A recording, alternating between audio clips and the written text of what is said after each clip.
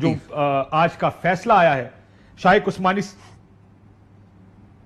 عابد زبیری صاحب ہمارے ساتھ موجود ہیں، سابق صدر ہیں سپریم کورٹ بار ایسوسی ایشن کے. عابد زبیری صاحب السلام علیکم. وعلیکم السلام. عابد زبیری صاحب یہ آپ نے فیصلہ دیکھا، ٹیکنیکل گراؤنڈ پر یہ فیصلہ دیا گیا ہے، یہ کوئی انصاف کا قتل نہیں ہے. میں نے جس سے بھی بات کی انہوں نے کہا ایسا کوئی قتل نہیں ہے انصاف کا، ٹیکنیکل گراؤنڈز ہیں، دونوں طرف فیصلہ دیا جا سکتا تھا. مثالیں نکالنی ہوتی تو یہ مثالیں بھی نکال سکتے تھے کہ ان تمام گراؤنڈز پہ لوگوں کو کی سزائیں معطل بھی کی گئی ہیں ماضی میں، لیکن یہ گراؤنڈز نکالے گئے. سو کوئی آپ کو سرپرائزنگ ہے آپ کے لیے یہ فیصلہ؟ بسم اللہ الرحمن الرحیم. بہت شکریہ کاشف. دیکھیے نہیں سرپرائزنگ نہیں ہے، لیکن اس میں دو تین چیزیں جو آپ نے فرمایا ان کو دیکھنی چاہیے تھی.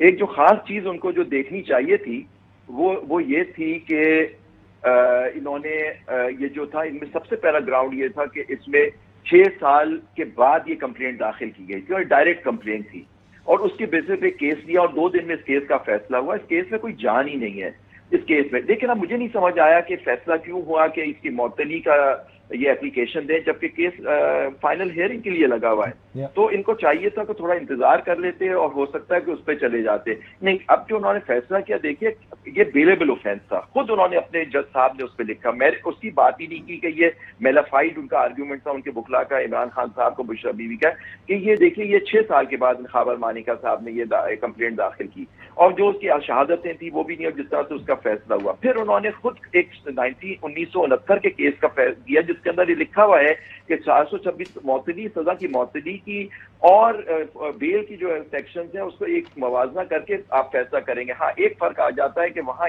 آدمی کی سزا نہیں ہوتی، یہاں سزا ہوئی بھی ہوتی ہے، لیکن معیار وہی رکھنا ہے.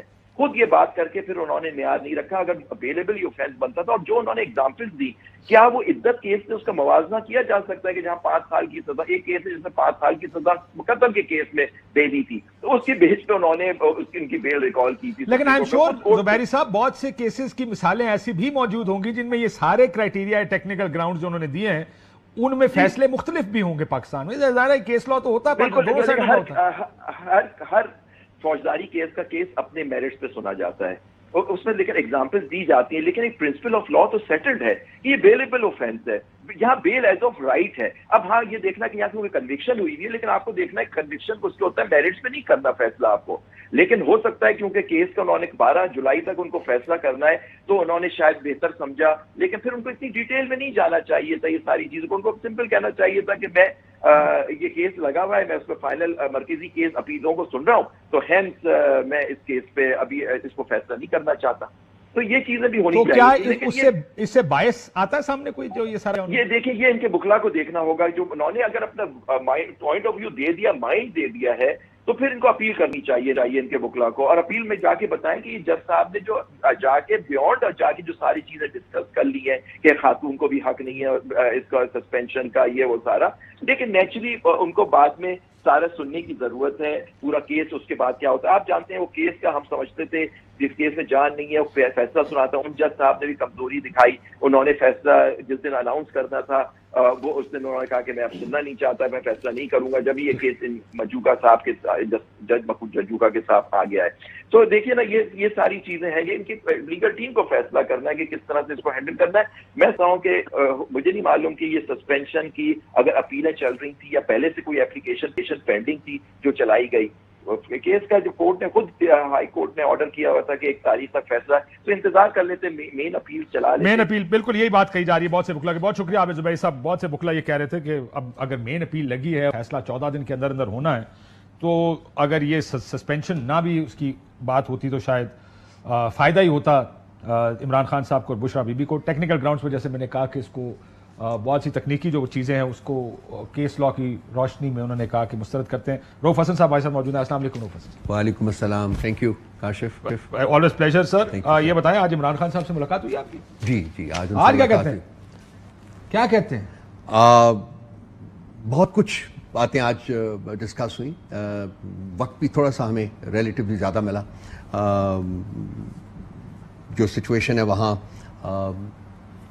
خاص کر انہوں نے اسٹریس کیا کہ یہاں بیٹھا ہوا ہے، یہ ان کا یہاں کیا کام ہے جیل میں، اور سپرنٹینڈنٹ کا جو رویہ ہے اس کے بارے میں خاصے نالاں تھے. اس کے بارے میں بھی اسپیسیفکس انہوں نے ڈسکس کی ہیں، ان کو ہم کسی اسٹیج کے اوپر ڈیفینیٹلی اٹھائیں گے.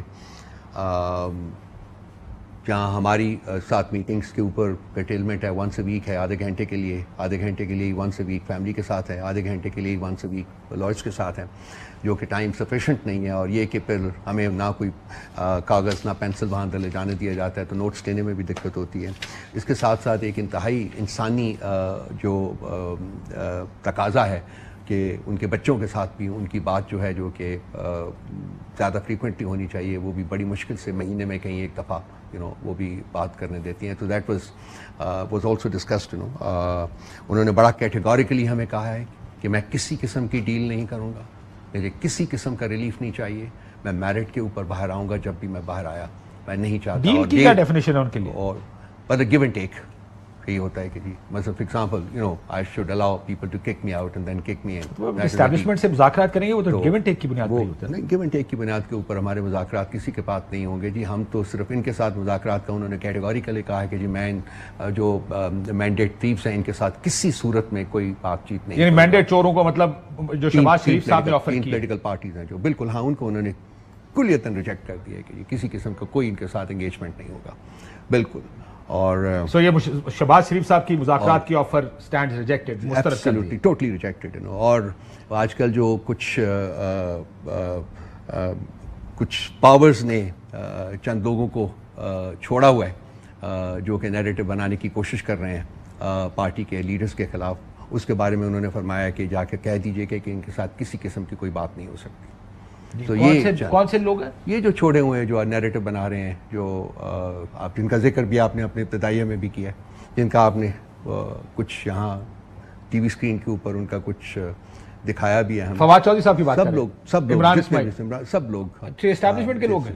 یہ ان کو چھوڑا گیا ہوا، یہ باقاعدہ کسی ایک منصوبے کے تحت ان کو چھوڑا گیا اور یہ پارٹی کی لیڈرشپ جو ہے اس کے اوپر ان کے بارے میں ڈاؤٹس کاسٹ کرنے کی کوشش کر رہے ہیں. اور یہ کہ ان سے کسی قسم کی کوئی انگیجمنٹ کوئی بات چیت نہیں ہو سکتی. یہ خان صاحب نے کہا؟ جی خان صاحب نے کہا they are out, they are the rats, they jump the ship when it got wobbly.